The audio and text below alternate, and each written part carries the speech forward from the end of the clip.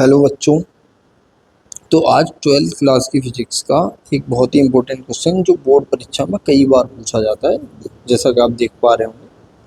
ठीक है, इतने सन में आया हुआ है। अभी इस पे सारे सन तो लिखे भी नहीं है क्योंकि 2019 है, 2020 में भी ये क्वेश्चन पूछा गया, 2021 में भी ये क्वेश्चन पूछा गया। बीच में अगर कोरोना के टाइम पे एग्जाम नहीं हुआ तब की तो मैं कह नहीं सकता, नहीं तो 2022, 2023, इवन 2024 हर साल ये क्वेश्चन पूछा जाता है। तो हो सकता है कि जो यूपी बोर्ड के 7 सेट बनते हैं उनमें से किसी एक सेट में ये क्वेश्चन मिले और वो सेट आपके पास आए। तो ध्यान से इस क्वेश्चन को समझ लें, बहुत इंपॉर्टेंट है। मैं तो कह रहा हूँ कि अगर आपको समझ में आता है अच्छी बात है, नहीं समझ में आता है तो याद कर लो उसको, क्योंकि ऐसे क्वेश्चंस पेपर में पूछे जाते हैं। और कुछ क्वेश्चंस इंपॉर्टेंट अगर हम समझ लेते हैं या याद कर लेते हैं तो उनसे हमारा जो एग्जाम का स्कोर है, फिजिक्स का स्कोर है, वो इजीली हम अच्छा सा कर सकते हैं। और ये बहुत ही इजी टॉपिक होता है अपने आप में। तो जो इजी टॉपिक है एटलीस्ट उनको तो कवर आप कर ही सकते हैं। देखते हैं इस क्वेश्चन को हम कैसे करेंगे। ठीक है, तो वैद्युत द्विध्रुव की अच्छी दिशा में अत्यधिक दूरी पर स्थित बिंदु पर वैद्युत क्षेत्र की तीव्रता का व्यंजक प्राप्त करना है। ठीक है, वैद्युत द्विध्रुव के अक्ष के किसी बिंदु पर वैद्युत क्षेत्र का सूत्र याद कीजिए। दोनों का मतलब एक ही है, किसी भी तरह से क्वेश्चन पूछा जा सकता है। ठीक है, तो सबसे पहली बात आती है इसमें ये समझना कि अच्छी स्थिति किसे कहते हैं। ठीक है, तो मान लेते हैं कि ये हमने कोई वैद्युत द्विध्रुव बनाया, यहाँ पे इधर है प्लस क्यू चार्ज, इधर है माइनस क्यू चार्ज। ठीक है, अब इस प्लस क्यू और माइनस क्यू के बीच की जो डिस्टेंस है वो है 2l। ठीक है, डिस्टेंस हमेशा मिड पॉइंट से हम नापते हैं। तो ये मान लो कि यहाँ से लेके यहाँ तक की डिस्टेंस है वो l है और ये भी l है। अब अच्छी स्थिति का मतलब होता है कि इस अक्ष के अनुदिश ऐसे कुछ दूरी पर चले जा रहे हैं हम अक्ष से, और ये कोई पॉइंट है हमारा ए, इस पॉइंट पे जाके हमें वैद्युत क्षेत्र याद करना है। ठीक है, तो इस पॉइंट तक की जो डिस्टेंस होगी, यहाँ पे देखो सबसे जो मेन चीज़ है वो है आपका फिगर का बनाना। तो यहाँ से लेके यहाँ तक की जो डिस्टेंस है वो मान लेते हैं कि ये डिस्टेंस हमारी आर है। ठीक, तो इस आर डिस्टेंस पे हमें वैद्युत क्षेत्र ज्ञात करना है। तो वो वैद्युत क्षेत्र के यहाँ से जो लंबाई नापना है वो हमेशा कहाँ से नापेंगे, मिड पॉइंट से। अब देखो ये माइनस क्यू वाला चार्ज है, ये इसकी ज़्यादा नज़दीक है, तो ये आएगा हमारा क्या, आर माइनस एल। देखो यहाँ से लेके यहाँ तक की डिस्टेंस है आर, और ये डिस्टेंस कितनी है हमारी, ये डिस्टेंस है एल। तो इस पूरी आर में से एल चली जाएगी तो आर माइनस एल, यहाँ से लेके यहाँ तक ये डिस्टेंस बच गई। ऐसे ही जो बड़ा वाला चार्ज है उसकी जो डिस्टेंस होगी वो यहाँ से लेंगे, और यहाँ से लेके यहाँ तक की डिस्टेंस है वो हो जाएगी आर प्लस एल। अब इसमें जो एल है वो ऐड हो जाएगा। ठीक है, मुझे लगता है फिगर आपको समझ में आ गया होगा अच्छे से। तो इस पॉइंट पर अगर आप देखोगे तो प्लस क्यू चार्ज है, उसकी वजह से जो इलेक्ट्रिक फील्ड होगा उसकी डायरेक्शन इस तरफ होगी। ठीक है, इसको मैं E1 कहूँगा, और जो माइनस क्यू है उसकी डायरेक्शन इसकी अपोजिट होगी, तो इसको हम कह दे रहे हैं E2। तो इस पॉइंट पर जो ई नेट आएगा वो E1 और E2 का रिजल्टेंट होगा, यानी कि E1 माइनस E2 कह लो, ऐसे समझ लो E1 माइनस E2 आएगा। ठीक है, या E2 माइनस E1, दोनों का मतलब एक ही है क्योंकि मोड लगा दिया। मोड का मतलब होता है कि हम हमेशा पॉजिटिव को कंसीडर करेंगे।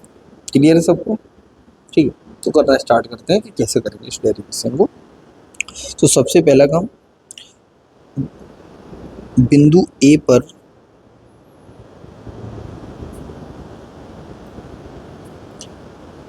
प्लस क्यू आवेश के कारण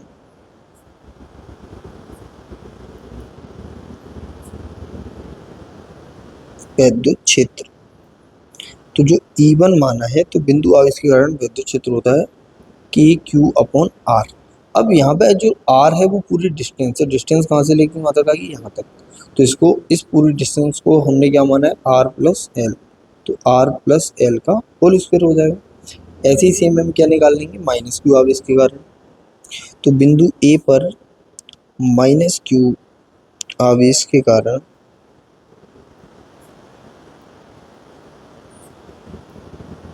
वैद्युत क्षेत्र। इसको E2 माना है तो ये आ जाएगा KQ upon R minus L का होल स्क्वायर। ठीक है, अब इन दोनों में देखो E जो माइनस क्यू है वो नज़दीक है ए के, प्लस क्यू दूर है। अब चार्जों के जो मैग्नीट्यूड है, जो परिमाण है वो समान है, तो यहाँ पे जो वैद्युत क्षेत्र बनेगा वो माइनस क्यू की वजह से बनने वाला वैद्युत क्षेत्र ज़्यादा होगा क्योंकि प्लस क्यू बहुत दूर है। ठीक है, तो जो हमारा E1 है उससे E2 बड़ा है, तो बिंदु ए पर अगर हम कुल वैद्युत क्षेत्र की बात करें, बिंदु ए पर कुल वैद्युत क्षेत्र ये आ जाएगा E equal to E2 minus E1, बड़े में से छोटे को घटा लेते हैं। ठीक है, तो E equal to KQ upon R minus L का whole square minus KQ upon R plus L का होल स्क्वायर। ठीक है, अब ये एक इक्वेशन बन गई, इसको सॉल्व करेंगे। तो उसको सॉल्व करने के लिए E इक्वल टू क्या आ जाएगा, एलसीएम आ जाएगा हमारे पास R माइनस एल का होल स्क्वायर और R प्लस एल का होल स्क्वायर, तो KQ into R plus L का square minus KQ R minus L का होल स्क्वायर। तो अब इसको आगे बढ़ाएंगे तो ये आ जाएगा KQ, अगर इस होल स्क्वायर को ओपन करें तो R square plus L square plus 2RL, ऐसे ही minus KQ R square plus L square minus 2RL upon नीचे क्या आ जाएगा R square minus L square का स्क्वायर, क्योंकि ये A minus B A plus B है, तो A minus B into A plus B होता है A square minus B square, तो यहाँ पे R square minus L square हो जाएगा। तो यहाँ से जो ई की वैल्यू है वो हमारे पास आ जाएगी। अब सब दोनों में से ही के क्यू कॉमन आ रहा है तो के क्यू को बाहर रख ले रहे हैं, तो ये आ जाएगा R square plus L square plus 2RL minus, ये माइनस का जो साइन है वो अंदर जाएगा, ये बन जाएगा R square minus L square plus 2RL upon R square minus L square का होल स्क्वायर। ठीक है, तो यहाँ से जो आर स्क्वायर है, आर स्क्वायर से आर स्क्वायर कट जाएगा, एल स्क्वायर से एल स्क्वायर चला जाएगा, बचा क्या 2RL और प्लस 2RL, तो ई इक्वल टू ऊपर आ जाएगा के Q into 4RL upon R square minus L square का होल स्क्वायर। अगर आप इसको ध्यान से देखो तो इसको हम अगर लिखना चाहें तो ऐसे भी लिख सकते हैं 2KR into Q into 2L upon R square minus L square के होल स्क्वायर। देखो 2 इंटू 2 करोगे तो 4 हो जाएगा, यहाँ 4 है, आर है, यहाँ पे भी आर है, एक एल यहाँ है, एक एल यहाँ है, के यहाँ है और के यहाँ है, क्यू यहाँ है, क्यू यहाँ है, सारी चीज़ें मिल गई हैं। ऐसा हमने एडजस्टमेंट इसलिए किया ताकि आप लोगों को ये दिखाई देने लगे कि जो वैद्युत द्विध्रुव आघूर्ण होता है, वैद्युत द्विध्रुव आघूर्ण, उसका जो मान होता है वो P equal to Q into 2L होता है। तो यहाँ पे हम पूरे के पूरे इस वाले पॉइंट पे इस जगह पे क्या पुट कर देंगे Q इंटू 2L, तो E equal to Q into 2L की जगह पे आ जाएगा 2KPR। ठीक, इसका जो वैल्यू है वो P रख दी upon R square minus L square का होल स्क्वायर। अब इस क्वेश्चन में हमें क्या चीज़ दी गई है, क्वेश्चन में हमसे बोला गया है कि जो दूरी है वो अत्यधिक दूर है। अत्यधिक दूर होने का मतलब हो जाएगा कि ये जो आर हमने माना है, ये जो आर डिस्टेंस है वो बहुत बड़ी है इन कंपैरिजन टू एल, तो हम यहाँ पे एल को लगभग 0 के बराबर मान सकते हैं इन कंपैरिजन टू आर। तो यहाँ पे जो आर है वो much much greater than L, आर बहुत बहुत बड़ा है एल से, अतः जो एल स्क्वायर है, अतः जो हमारा जो एल स्क्वायर है वो लगभग 0 के इक्वल हो जाएगा। ठीक है, तो E equal to 2KPR upon, यहाँ पे L 0 हो गया तो R की पावर क्या हो जाएगा 4, तो एक पावर इससे कट जाएगी तो यहाँ बचाएगा 2KP अपॉन RQ। तो यहाँ से मैं एक फॉर्मूला मिल गया E equal to 2KP upon RQ। तो ये होता है वैद्युत द्विध्रुव की अच्छी स्थिति में वैद्युत क्षेत्र। ठीक है, तो ये वेरी वेरी इंपॉर्टेंट है। अब वैद्युत क्षेत्र एक सदिश राशि है, तो अगर वैद्युत क्षेत्र की दिशा पूछी जाए, ठीक है, तो दिशा की बात हम करेंगे, तो दिशा किधर आएगी, तो ध्यान से समझो। दिशा का मतलब है, देखो जो हमारा वैद्युत द्विध्रुव आघूर्ण होता है उसकी दिशा किधर होती है, माइनस से प्लस की, ठीक है। तो अभी जो हमने बनाया है वो क्या है, यहाँ प्लस क्यू चार्ज लिया था, इधर हमने माइनस क्यू चार्ज लिया था, और इससे कुछ डिस्टेंस पर पॉइंट ए लिया है, यहाँ पे हमने इलेक्ट्रिक फील्ड निकाला है, वैद्युत क्षेत्र निकाला है। तो इसकी जो डायरेक्शन है वो किधर को हो जाएगी, इस तरफ।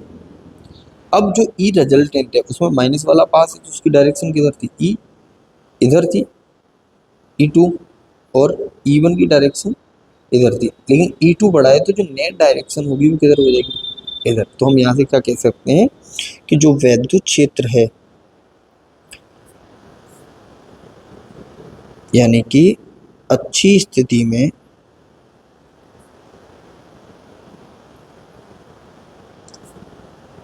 वैद्युत क्षेत्र की दिशा जो होती है वो वैद्युत क्षेत्र की दिशा वैद्युत द्विध्रुव आघूर्ण की दिशा में होती है।